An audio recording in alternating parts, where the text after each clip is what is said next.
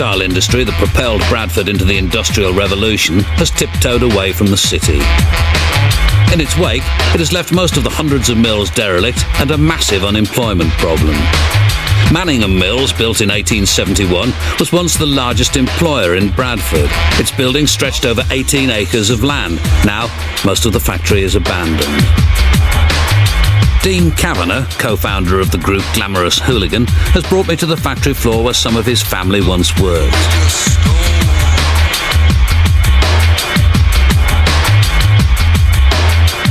Glamorous Hooligan's last single, Stoned Island Estate, reflects Dean's grip on harsh reality, gleaned in part from growing up on one of Bradford's more notorious council estates. Dean still lives in Bradford with his wife and children. When my wife says that she's from Bradford, people, you know, you do get kind of raised eyebrows slightly, and whereas other places have respect, like Leeds. Yeah, I think when all industry started dying down, what you were left with here were a lot of people that had been brought here specifically for work. And I think they're trying to find the cultural identity without having it foisted upon them. It does cause conflict. You keep hearing about white flight, you know, when people from the Asian subcontinent moved into the middle of town. Yeah. People panicking and... oh, yeah, definitely. It's where we are now at the moment, you know what I mean? But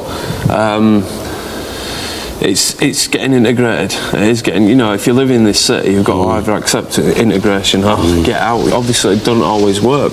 Well, a lot of people don't understand that there's very different segments within each minority, you know what I mean? There's Sikhs, Muslims, Hindus. And when you have this all catch-for-all sort of melting pot, you're obviously going to get conflict. I route it all back to these places. You know, you had all these guys, all these big mill owners and what have you, feeling that they were great philanthropists. You know, that's all they ever talked about, are we doing well for the community and everything. They were major exploiters, and the councils were hand in hand with them, you know. And it's got a real tradition of being a Freemasonic lodge, Bradford Council, you know, right up to this day. I don't think that, you know, it's jobs for the boys, basically. At one time, Bradford were really cool. We used to get people travelling into Bradford, and from then on, it's just gone the other way. You know what you get on a weekend. A council coming down, and authorities, police, realising that there was something there that they didn't understand. When I started putting techno nights on in late 80s, council came down upon me. They didn't realise that I was putting something back into Bradford. The licensing committee were just made up of a bunch of Freemasons that basically didn't know their ass from their elbows, you know what I mean? It was so hypocritical. You've got their kids coming down, necking a load of E's, carrying on like nutters, and then you've got their mums and dads denying all these thousands of people the right to have a party. Many people in Bradford seem to believe that the governors of this city do not look after their best interests. It's not a new phenomenon. Victorian mill owners certainly never let their charitable urges get in the way of profit. Here at Undercliff Cemetery, Bradford's 19th century elite didn't let death stop them from an ostentatious display of wealth. I'm here to meet 14-year-old Jade Docherty, who's just starting her singing career. She lives next door to the cemetery. We used to come round here and play. Like, Mum used to come round and take us for walks. Must have been fantastic when you're a young kid. Tell us about your music, Jade. About a year ago, when I first started singing in front of people, when I did it here in the first concert at my school. What was that like? Scary? Yeah, it was really scary. But then, because everyone kept on giving me good vibes, and they're saying, oh, you're good, this and that, and they give me a lot of confidence, and I enjoyed doing it. Weekends here in effect, so let your head out and represent. This is Friday, this is my day. Another Monday, Tuesday, Wednesday, Thursday, no, it's only Friday. Come on, Jay, tell us, what's the deal? Who is this guy? Friday night at 8. Yeah, I know that. I got myself a date. I know it. Who are the people that you kind of would say that you were influenced by? People I see on MTV and these wicked music videos, and I think, yeah, I wish I can get there someday. And like mostly people I see are American, so it don't pull me back a bit. But I think to myself, oh, I wonder if I'll be able to do it. You know, living in Bradford, I wonder if I'll be able to come up with something like that. Would you ever feel like moving to London or Leeds? Or anything? No, I've never been to London yet. I've been to Leeds and I don't really like it that much. Probably because it's not my own area and I can't do what I want. Bradford, it's a friendly place. All people are friendly. What I've come across anyway, and I'm really, what's that word? Comfortable in Bradford, I suppose, because I've grown up here. I'd never been to London when I was your age, either. No, but I should be going soon because I've got an art trip coming up in school and it's going to London to see this museum, so I'm looking forward to that. What are your songs about, then? One song we're working on now is about stress. I don't know real stress yet, Mum always tells me, but it's like... Well, it's real to you at the time. Yeah, it is. This is my life, so I'm here to let you know, brother, just peep my flow. You have sure been bugging me, never gave me time to speak.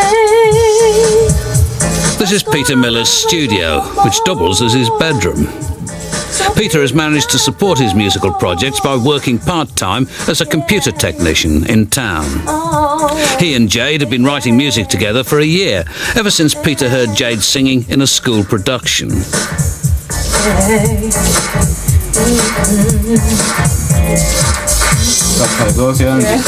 That's one hell of a voice you've got there, I have to say. Yeah. It is amazing. I've had this voice in my head for so many years, and it sounds cliched and corny and everything, but Jade's voice is exactly, the way she phrases phrasing and, melodic qualities. And the setup started with just a basic Atari computer and a sample software, which just all I could do was just like play little beats and really limited. It wasn't professional, it was amateur. But all this has come around through saving and through studying, like getting my grants and stuff, and instead of buying the flyest gear and this and that togs, I'd spend it on a module or the computer or the software for it. You can actually record and get a record out from a bedroom. This is like CD quality, it's all digital, and all I need now is you can get CD writers. They used to say for ages that you couldn't copy CDs. But now, about 5 years ago they were like £2,000. That was How much are they now then? About £250.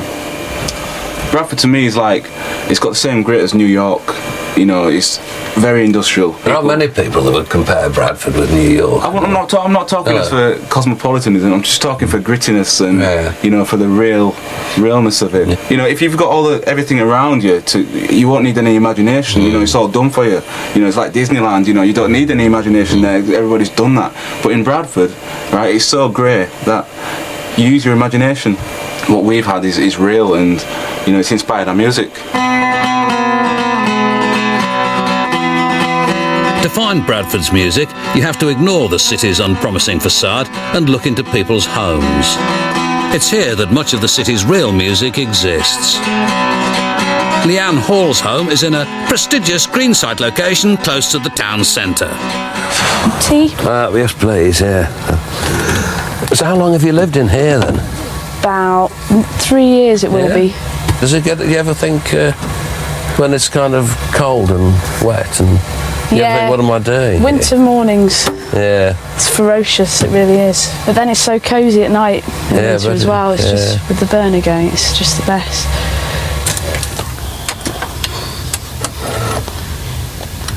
Do you have sugar? A third of a spoon, if you're doing spoonfuls, a third of a spoonful, please. It is effective, actually, I must admit. There's something about old sofas which you don't get with new sofas. Seriously, given 15 seconds, I could be asleep. Thank you. I could be asleep on this. So when did you come to Bradford then? Did you come straight to the bus or did you live somewhere else in Bradford? No, I started off as a student here and did that for a year and then dropped out. Not studying what? It was interdisciplinary human studies. Good God. Well, I have no idea what they are. What are they? It's hippie DOS studies, I think. I just went to university because it's one of the easiest ways of moving away from home, I think. And once I got here, the studying bit went straight out the window, really. Just got on with life. This site is just the main reason I've been here for so long now as well. It's just great, amazing people. It's really nice and quiet. Yeah, but it's great because we're right in the middle of the city, you know.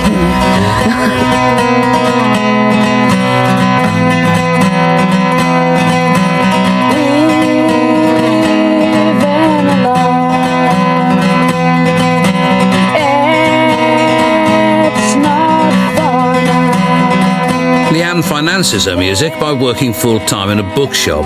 She's just recorded a demo tape with her group Hip Huggers. The next step is to produce an album.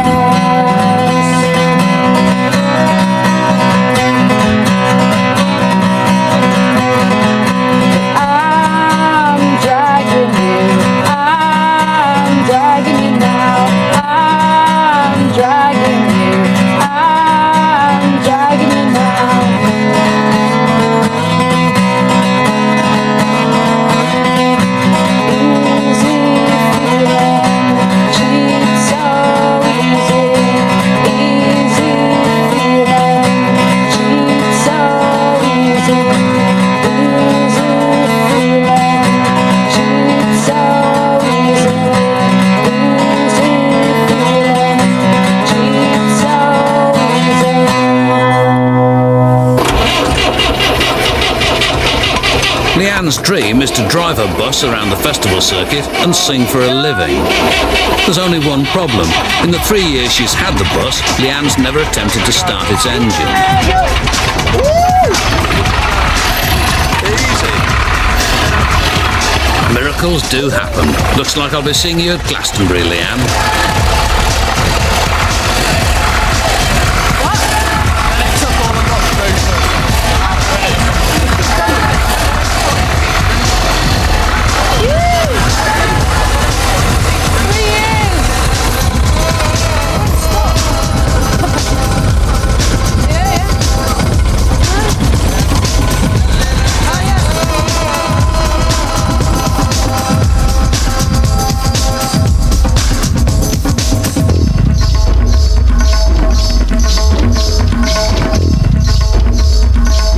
John Peel's on the Isle of Wight next Saturday at the earlier time of midnight.